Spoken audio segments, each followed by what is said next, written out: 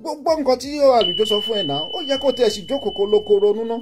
Ó jẹ́ pé kàkà kí ó sàn léwé àgbọn ẹni ńṣe ló tún le sí. Ó yẹ kó tẹ̀ sí jókòó kó wípé nínú nǹkan táwọn ọmọ yìí tọmọ yìí sọ yìí pọ́ìntì rí pé gbogbo nǹkan tó bá sọ tó dàbí advice ó máa dáadáa ní. ẹni tó bá dẹ̀ ń ṣe tinú yàn tó bá rò pé wọ́n lè báwọn sọ̀rọ̀ tó rò pé tóun bá ṣe lòun máa ṣe níjọ́ tọmọ ìkan bá kú I'm telling you wọ́n máa gbé òkú ọmọ yẹn báyìí wọ́n máa gbé sẹ́nu ọ̀nà ilé ẹni ìgbà ló máa tó mọ̀ pé nǹkan tó ń ṣe ó kù díẹ̀ káàtó. Kò tí ì ṣẹlẹ̀ ní gbogbo àwọn ìpè kìíní níjọ́ bá ṣẹlẹ̀ tó bá ṣẹlẹ̀ gbogbo àwọn ọmọ tó ń ṣépè fún yẹn tí kankan bá ṣe kanú wọn ìgbà ló máa tó mọ̀ pé nǹkan tó ṣe ò dáa. Kọ́lọ́ má járí nì kọ́lọ́ má jẹ́ ká rí kẹ́ni kankan fojú sunkún ọmọ. A máa rí ẹni tó dìdí máa volunteer ara ẹ̀ wípé tó bá jẹ́ ikú ni òun máa kú ó dẹ̀ máa wá sílé ẹ̀. Kí ló rẹ̀ pọ́pa Bígì tó ń kọrin l'Amẹ́ríkà nígbà tí ìjà wọn àti Tupac tó le títí tán bá wọn sọ tí wọ́n gbà wọ́n ṣe pa Tupac báyìí wọ́n wá òun náà kàn ni tán pa. So gbogbo tí wọ́n ṣe ọmọ wọn máa kú ìwọ lè máa ṣe ṣeré o but òótọ́ làwa ń kà sí o òótọ́ làwa ń kà sí pé lóòótọ́ òun ṣògùn fáwọn ọmọ ọlọ́mọ ni o bóyá òun ṣe ṣeré ni o bóyá òfin scare ni omi o mọ but òótọ́ làwa ń kà sí. Ọmọ ẹlòmíì ti lè wá síkì sínú tó jẹ́ pé Ọlọ́run ti dájọ́ ikú funfun tẹ́lẹ̀tẹ́lẹ̀ wọ́n á wá fi kọ́ ìwọ lọ́rùn wọ́n á máa sọ pé oògùn tí Lizzie ṣe ló pa o ìgbà ló máa tó mọ̀ nǹkan tó ń ṣe. Orúkọ rere ó sàn ju wúrà àti fàdákà lọ ìgbà náà máa wá fún ẹ lórúkọ burúkú. Ìgbà ẹlẹ́nìkan máa jáde tó lóun máa wọ́ ọmọ títẹ náà kiri. Wá wo ibi tó fi ọmọ ẹ sí akọ̀hán àbẹ́sẹ̀ ni o lè tún jáde lọ́la ńsìn kó tó bẹ̀rẹ̀ sí ní bú wa kó bẹ̀rẹ̀ sí ní ṣe pé àwọn akọ̀hán àbẹ́sẹ̀ ni adẹ̀ ń sọ òótọ́ fún ẹ ni kì í ṣe pé bóyá à ń purọ́ tó bá jẹ́ ìyàwó títí wa náà ní bá ṣe máa sọ̀rọ̀ ìyàwó mi ò tẹ̀lé ṣe bó ṣe ń ṣe iná owó ọ̀tọ̀ but ìwà gbọ́dọ̀ wà ń bẹ̀. Wá wo ohun tí wọ́n ṣe ń sìn wọ́n ọmọ tó lóbi tó ń pè ní Florida ń sìn jẹ́ ká compare pẹ̀lú ọmọ tí partner ẹbí tó yàn ẹ̀ máa kù lẹ́yìn pé ìwọ ló ṣépè fún ire tó nípọn bí sílẹ̀ alágbo tó wá sọ ẹnìkan tó tún ṣépè fọmọ ẹ rí tó tẹ̀sọ́ pé orí ọmọ òun ò pé ìyẹn ọmọ eré yẹn tó fún wa níyẹn nìkan tá a lè sọ pé ọmọ yìí o ọmọ eré yìí o títóyìn bí yìí o ẹnìkan lágbájá kan náà tún fún wa ní ẹnìkan bóyá la lè rí èmi ò mọ̀. Wá wọ ọmọ títí ẹ tí wọ́n bí ìwà burúkú tó ní ló jẹ́ kó máa gbọ́mọ ẹ ṣépè di èní. Ìwà ẹ̀pọ̀ ti bìlíìfù pé àwọn ọmọ ọlọ́mọ ò jẹ́ nǹkan kan káàtẹ̀ sọ pé Sọjí ṣe mistake ó ti kọ́kọ́ bú ẹ lákọ̀ọ́kọ́ tó dẹ̀ ti rí pé àwọn ṣe mistake lẹ́yìn Sọjí tó bọ́ ọmọ tiẹ̀ náà kó tó wá dípò olórí join ní fracas ìgbà táná Máyọ̀wá ń jáde tálùjọ ń jáde ká níwọ̀ ti gbọ́n bíi Tóyìn àìmàkù ni tó ti kàn ti ṣe update kékeré bíi Tóyìn ṣe máa ń ṣe tó bá ti ń sọ̀rọ̀ tó ti fi Tóyìn orúkọ Tóyìn sí ó máa sáré lọ update ni kẹ́nìkan bí kẹ́ni nobody should use my name to fight tàbí kọ̀ọ̀ká ṣáà ti ṣe update èèyàn rí pé ó ṣe update lóòótọ́ ó ti ṣe lẹ́ẹ̀mejì ẹ̀lú ẹ̀kẹ́jì ìkíní ìkejì ìkẹta ìkẹrin yàrá ti lọ ń sọ Tóyìn ibi tẹ̀ tí ń jàmbá ó máa sáré bọ́ sí Instagram ká níwọ̀ ti ṣe bẹ́ẹ̀ ńgbà tí Àlùjọ ń bú màmá tí kíní oní birthday today kò tó ayédà ìyẹn gbé pósí anamáyọ̀wá káníwọ̀ náà ti bọ́ sí Instagram ní kó ti sọ kó kan ti táìpù bẹ́ẹ̀ ìjà yìí bá máa lọ tó yìí àmọ́ bá anamáyọ̀wá ṣe ń bú màmá tálùjọ ń bú màmá inú wọn náà ń dùn lábẹ́lẹ̀ o kọ́kọ́ jáde màmá dẹ̀ ń pariwo Lizzie má jẹ́ ẹ̀so má jẹ́ ẹ̀so lójoojúmọ́ tí màmá bá ti ṣe ṣó náà máa ń sọ Lizzie má jẹ́ ẹ̀so Lizzie má jẹ́ ẹ̀so ò dáhùn wọ́n sọ ò dáhùn ìbínú yẹn ni màmá fi jáde níjọ́ tí màmá dẹ̀ jáde ìjùwọ́ náà jáde tẹ̀ tí màmá lórí kan welcome ẹ sí fracas gbà màmá tún bú ọmọ ẹ ká gbà bẹ́ẹ̀ ó di èèyàn méjì ká níwọ̀ jẹ́ ìyá gidi tó mọ bọ́n ṣe ń bu ọmọ bọ́n ṣe ń ràgà bu ọmọ ni o ò ní máa mú gbogbo èèyàn mọ́. Ó wá dàbí pé wọ́n gan ti ní interest láti di Facebook fracas speaker. Ó dàbí pé láti gbà tí because nígbà tó gbé tìmù nírì wá bó ṣe sọ fún gbogbo wọn pé wọn ọmọ ṣó ṣe nìyẹn o. Wípé àwọn aṣọ òmùnírù yẹn wọn ṣe dáadáa. Kìíní kan ó yẹ kán rí rope ẹ̀ kán sọ pé odò àríkẹ́ odò ẹ̀ ó ṣe gbá. Gbogbo ìgbà yẹn ló ti dàbí pé wọn náà inú ẹ̀ ti ń dùn ní pé o ti ń warming up. Fracas ló ti ń pè sórí o ti bóyá ló lè sùn gan tó jàjà rí opportunity báyìí o kò wọ̀ ní straight. Náà o kò wọ̀ nìyẹn ṣé bí èmi náà ṣe fracas ǹjẹ́ gbọ́ kí n bú ọmọ yàn rí àfi tẹ́ bá fẹ́ purọ́ bí rúbọ bí Sọjí ṣe purọ́ tó lọ gbé kinní jáde tó ní mò ń wá fọmọ òun àfi tẹ́ bá fẹ́ purọ́ adẹ̀ tí ń sọ̀rọ̀ sí o ti lọ bí o ti súnmọ́ bí 40 minutes an hour bí àǹpí la gbé wá ọ̀rọ̀ títẹ náà kàn jẹ́ mọ́ ní láṣẹ wò wípé jẹ́ ká kúkú bẹ́ẹ̀ sọ òótọ́ ọ̀rọ̀ a tún lè má rántí sọ̀rọ̀ ẹ mọ́. Wá wo gbà tí wọ́n wá lọ́wọ́ join fracas yìí first thing ni pé wọ́n máa kú tọmọtọmọ ni. Ok ó sọ yẹn fún mi náà wípé ọmọ kan èmi kàn wé pé àwọn obìnrin ló lè máa dá ẹ lóhùn kò yẹ àwọn obìnrin ló lè máa bẹ́ dá ẹ lóhùn nítorí àwọn ló mọ irú ìyà táwọn jẹ káwọn náà tó bí ọmọ tiwọn. Tó bá wá rí tó bá ń sọ pé wọ́n kọ́ ló bí Florida ìgbà míì ó jọ gàté kò jọ gàté ó fẹsẹ̀ méjèèjì tiro náà ló fẹ́ rí i. Tó bá ń sọ pé because o lè go through pains kó dẹ̀ lájúlẹ̀ kó dẹ̀ máa ṣe nǹkan tó jẹ́ pé nǹkan tó ń ṣe ètò mẹ́pọ̀ ọmọ ẹ̀ náà wọ́n máa ṣe fún. Wọ́ṣọ̀ tí kìíní ṣe láàárọ̀ yìí Kwame lẹ́yìn tó ṣépè fún ẹ tán bọ́ sórí ọmọ ẹ kí ló fà ní pé ìwọ náà ti ṣe bẹ́ẹ̀ fọmọ tiẹ̀ náà àbí ṣé Kwame ló kọ́kọ́ wá fọmọ ẹ káàtì ẹ̀gbẹ́ pé bóyá ẹ̀mẹ̀yẹ o fẹ́ gbé màmá ṣé Dorcas wá kọ́kọ́ wá fún ọmọ ẹ of course Dorcas ṣe part 1 to million yes àgbà gbogbo part 1 to million yẹn mi gbọ́ bí tó ti bí ọmọ ẹ ká má purọ́ bóyá mi wo ṣó yẹn lọ ní time tó ń ṣe o mo dẹ̀ mọ̀ pé mo glue pẹ̀lú ṣó yẹn gbà yẹn náà lọ́hùn ní ìgbọ́ bí tó ti sẹ́ pé kò ní ta fún ọmọ tó bí ìgbìmọ̀ ìgbà tí Sọjí sọ kínní ó jáde ní olóhùn òun ò ní go pípé kọ́ máa bọ́ ọmọ yẹn òun ò sínú yẹn ó sọ náà bọ́ dídé tí wọ́n dé báyìí ó gbé ọmọ ó gbé ọkọ ó gbé ìyá ó gbé bàbá ó gbé gbogbo wọn títí ṣé Dorcas náà wá dúró á máa wò ẹ́ ni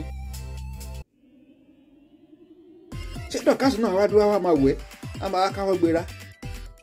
á máa wò ẹ́. Èwo ló kan nọ́ọ̀sì inú ìjà tó wà lẹ́yìn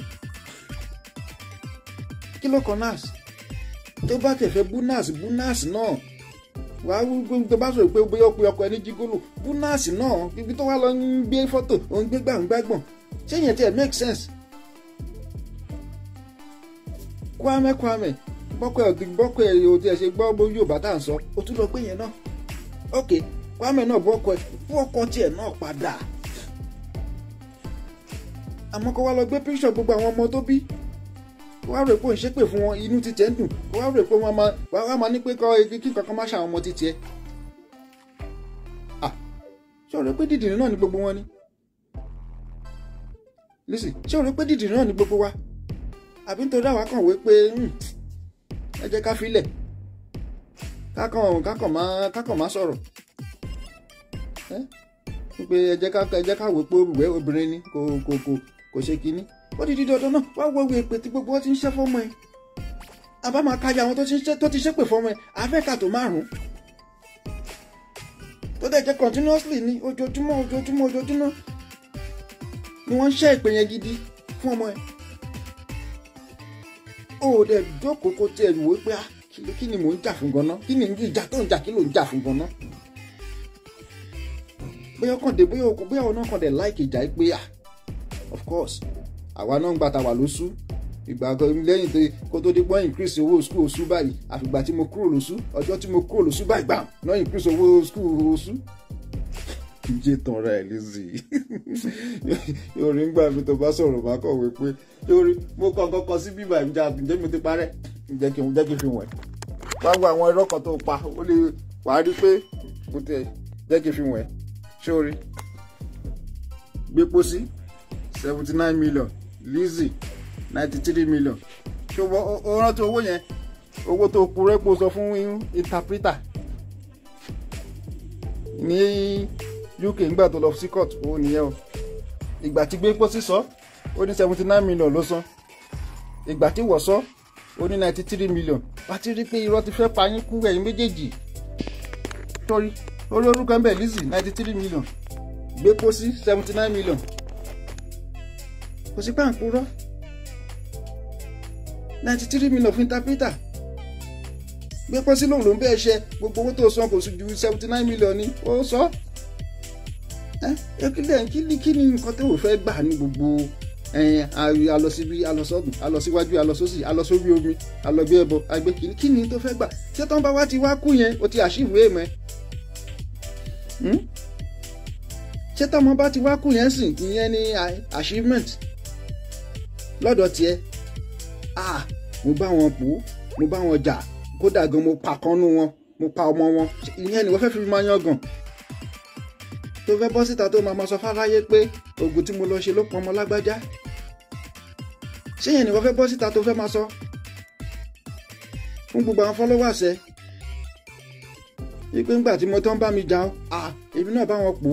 kódà gan mo make sure pé ìkànnà ọmọ wọn kú. ìyẹn ni wọ́n fẹ́ fi yan gan. tó dẹ̀ rí pé ìyẹn náà ni nǹkan tó máa fi proud. wá ti gbàgbé pé gbogbo nǹkan tó ń ṣe yìí ó ṣeé ṣe kó fi wọn ọmọ ẹ lọ́la. ó yẹ gbogbo nǹkan tó ń ṣe ò lọ sójú ogun ò lọ ń ṣépè gbogbo làwọn kan ti wọ́n ti bá empire ilé ẹjọ́ bí archive wọn báyìí inú hard drive wọn náà ti kó sí tó máa bá lébẹ̀lẹ̀ Lizzie bóyá Lizzie video Lizzie eléèpè Lizzie kìíní kan tó máa bẹ́ẹ̀ kó jọ. nígbà wo bá dàgbà tọ́mọ ẹ náà dàgbà ó ṣeé ṣe kán wá ṣí wọn wípé wo nǹkan tí ìyá ẹ ń ṣe, pé wo nǹkan tí ìyá ẹ ṣe fún wa. torí ò tí mọ ẹni tó máa fẹ́ ọmọ ẹ kò yẹ, ò tí mọ ẹni tó máa kọnu sọ́mọ ẹ pé òun fẹ́ fẹ́.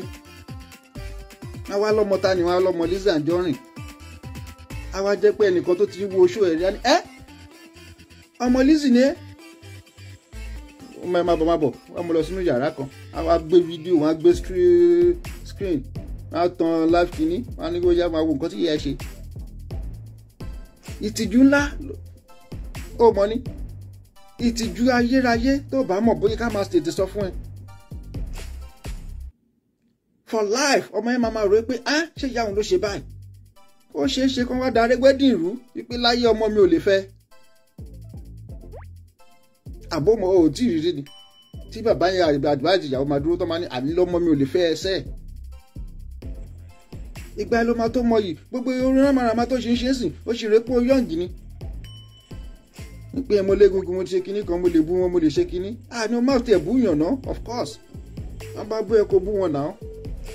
tá a bá bú ẹ bú àwa náà padà. tá a bá sọ̀rọ̀ sí ẹ sọ̀rọ̀ sí wa. tá a bá yẹ̀yẹ́ wa. àmọ́ wa ló ń gun orí omi nítorí kíni. nítorí kíni. báwo gan ló ṣe mọ ọbẹ̀ yẹn ná. mo kàn ń imagine báwo ló ṣe mọ ibi tó lọ lẹ́yìn ní ṣáná àbíjẹta ní lórí omi tó lọ yẹn báwo ló ṣe mọ ọbẹ̀. o gbà fọlọ́hún. olówó ẹ tó tún wá yọnu o gbà fọlọ́hún. kí ló tún fẹ́ tọ́lọ́hún ò ṣe fún ẹ. kí ni nǹkan ohun tó ń fẹ́ tọ́lọ́hún ò ṣe fún ẹ. tó tún fi lọ mọ wípé a gbọ́dọ̀ gun ojú omi lọ síbì kan lọ ṣoògùn. kí ló fẹ́ tó gbé Quran kó ka Quran kó ka àwọn Quran lóríṣiríṣi. at least Muslim yẹn wọ́n tó fi ẹ́ jẹ ìyá àdínì ó gbọ́dọ̀ jẹ́ pé wọn náà mọ̀ mu Quran ká díẹ̀díẹ̀ o lè má gbúdù báwọn àfa bò wá sì mọ̀ ká. wàá dẹ̀ sí ní àwọn àìdíà ibi téèyàn lè kà nínú Quran. ó ṣe gbé Quran kó ka Quran. àwọn kan bóyá bíi tàbádé àdá àbí kí wọ́n máa ń pè wọ́n tọ́ ní téèyàn bá ṣẹ̀yìn wọ́n lè kà. ó ṣe lọ́ọ́ lè yẹn kárí yẹn ló ń fà á sí ni tó ń ka àwọn àyà lóríṣiríṣi tó wá ń forúkọ àwọn ọmọ sí bóyá àbí tó ń forúkọ àwa má tẹ̀ forúkọ ọmọ sí tó ń forúkọ àwa tí wọ́n mú tó nọ́mbà ẹ̀jà tó ń fi sí àwọn èèyàn ní máa fojú burúkú wẹ̀ wọ́n ní máa fojú olóògùn wẹ̀ wọ́n dẹ̀ ní máa fojú elépè wẹ̀ gbogbo àyà orí gbogbo alọ́ngun omi gun kìíní yẹn tó ìjì bá jí tó bá jà tó gbé kenú lọ nǹkan báwo ló ṣe fẹ́ ṣe é wàá lọ dà àwọn ọmọ lọ́mọ so god nítorí àwọn kan ń bú ẹ nítorí ó fẹ́ bú ọmọ wọn padà ta lójúwe ibẹ̀ yẹn gan fún ẹ pé lọ síbẹ̀ wọ́n ṣògùn bẹ́ẹ̀ kọ́sùmọ́ kan imagine bó ṣe mọ bẹ̀yẹn ni o pé ta lójúwe ibẹ̀ yẹn gan fún ẹ pé Lizzie ṣé o fẹ́ jà ní lọ síbi báyìí bàbá kan wà ń bẹ̀ ó dẹ̀ jẹ́ pé ojú omi ló máa gbà débẹ̀ ẹ wá wò ó sìn ẹ wá wo gbogbo gàràkàrà tó ló lọ ṣe lójú níbi tó lọ náà ẹ tún ṣí ogun lò ètò yẹ kẹ́ ẹ kọ́kọ́ jó kọ́lẹ̀ jó ó mọ̀ pé gbogbo ìrìn yẹn sìn ó ti dàbí waste tó ráwọn oògùn yẹn ní steps tó bá ti miss steps kan o tún gbọ́dọ̀ go back ní o tún ṣẹ̀ṣẹ̀ lọ ṣe tó bá ti lè miss step kan báyìí oògùn ti bàjẹ́ nìyẹn tó bá ń pe àfọ̀ṣẹ tó ń pọ̀fọ̀ nítorí máa tẹ́ni tó wà á rí pẹ́ni tẹ́nu ẹ̀ bá gbó ṣáṣá bí àwọn bọ̀bọ̀ tó ń dọ́rí yẹn Abija bí àwọn yẹn náà máa ní kán wá ka ọ̀fọ̀ bọ̀tẹ́ni tó bá ń kọ́ lòlò tó bá ń pọ̀fọ̀ kò ní ṣiṣẹ́ pé tó bá ti bẹ̀rẹ̀ báwọn máa ka lọ ní ẹgbẹ́ kíníkan gbúgbúgbú ẹnu wọn dẹ̀ máa dùn lọ tó bá ti lọ ṣe mistake báyìí ó ti bàjẹ́ nìyẹn nítorí ẹni pé tó bá ti ń ṣògùn yẹn kò kí wọn kì í lò ju 2 minutes 3 minutes lọ́wọ́ ti ṣe tó fẹ́ ṣe pápá wọ́n ti sá lọ.